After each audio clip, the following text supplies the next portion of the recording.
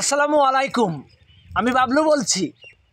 আপনারা জানেন সবসময় কোনো না কোনো কথা নিয়ে আপনাদের মাঝে হাজির হই এবং আপনারা কমেন্টে অনেক কিছু বলেন, কেউ ভালো বলেন, কেউ খারাপ বলেন, তাই নিয়ে আমার চলাফেরা। কথা বলবো হিটু শেখের মাকে নিয়ে এবং কথা বলবো হিটু শেখের বড় ভাই এবং বাবিকে নিয়ে। হিটু শেখের মা প্রতিটি সাংবাদিকদের বলে যে আমার কোথাও জায়গা নেই, এবং একটা ভিডিওয়ে আমি দেখেছিলাম হিটু শেখের মা বলেছিল যে আমার বড় ছেলে সে গরিব মানুষ, অসহায়, তার কাছে গেলে সে খাতিভর্তি দিতে পারবে না, আমি মা হয়ে তাকে কষ্ট দিতে চাই না। এই কথা শুনে সবাই কষ্ট পাইছিল। কিন্তু এখন যখন হিটু শেখের বড় ভাই স্ত্রীর মুখে যখন আমি শুনলাম, তখনই সব তোলপাড় হয়ে গেল। আমার সম্পর্ক ওদের ওরা সব কিছু আমার ফাঁকি দিয়ে ওরা সব কিছু লিখে দিয়েছে, এই জন্য আমার সাথে।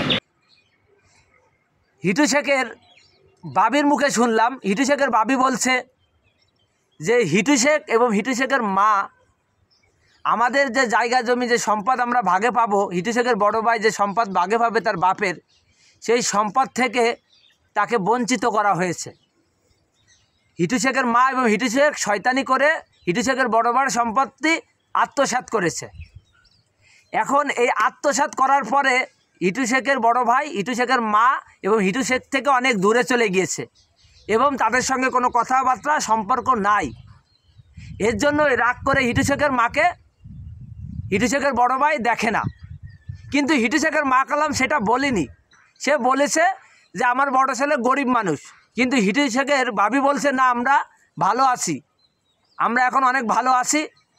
হিটু শেখের বড় ভাই একজন রাজমিস্ত্রি, সাব কন্ট্রাক্টর, এবং তার যে ভার্বিটার আছে তারাও কোম্পানিতে চাকরি করে, একজন রাজমিস্ত্রি কাজ করে, তারা খেয়ে দিয়ে অনেক আরাম আয়াসে আছে। কিন্তু এখানে হিটু শেখের মা বলেছিল যে আমার বড় ছেলে অসহায়, খাতি দিতে পারবে না, আমি তাকে কষ্ট দিতে চাই না। কিন্তু উনি যে সত্য কথা বলিনি, এটা হলো বড় বিষয়। কিন্তু এতদিন পরে আমরা জানতে পারলাম হিটু শেখের বাবির মুখেই যে হিটু শেখ এবং হিটু শেখের মা এই বাপের সম্পত্তি থেকে বঞ্চিত করেছে। আসলে আপনাকে যদি আপনার বাপের সম্পত্তি থেকে বঞ্চিত করে, আপনি কি বসে থাকবেন? বসে থাকবেন না, কারণ কেউই চায় না যে বাপের সম্পত্তি থেকে বঞ্চিত হোক। হিটু শেখের বড় ভাই এই বঞ্চিত হওয়ার কারণেই হিটু শেখ এবং হিটু শেখের মার প্রতি ওনার ক্ষোভ, ওনার রাগ। এর জন্যই মূলত হিটু শেখ এই যে আইনের হাতে ধরার পরে হিটু শেখের বড় ভাই দেখতে যায়নি শুধু এই রাগ এবং ক্ষোভ নিয়ে, এবং তার মাকেও দেখতে যায়নি শুধু এই মা এই কেন করলো, এই দুঃখ নিয়ে। তা আসলে কেউই আসলে সত্য কথা বলতে চায় না, সত্য কথা বের করতে হয়।